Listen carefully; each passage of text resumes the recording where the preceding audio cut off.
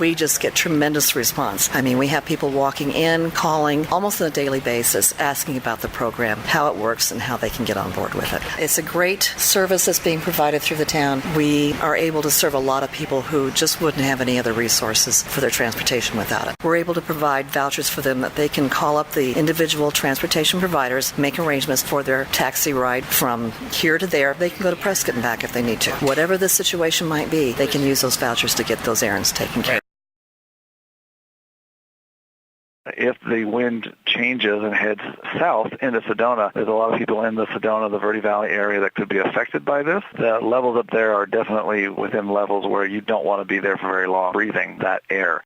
You don't want to spend any more time outside in the smoke than you absolutely have to. Don't go out and run. I know people love to run outside, and this is some great weather, but just don't do that in the smoke. It's just not healthy for your lungs.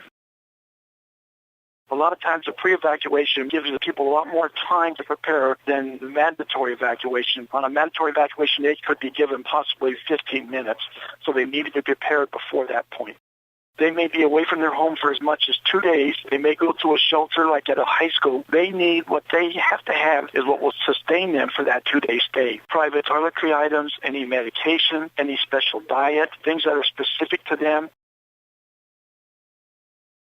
Firefighters did some burnout operations on a forest road that's just above the rim, above the switchbacks of Oak Creek Canyon, Forest Road 535. They just did that so they could kind of create a defensible space between the fire and Highway 89A.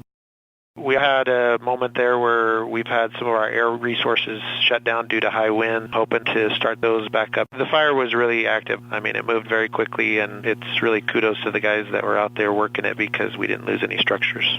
It couldn't have come at a worse time. It's a very sensitive area to a lot of people, both here and that recreate in the area. They call it home. It's burning in an area with a lot of intense fuel, which created just the right environment to have it run.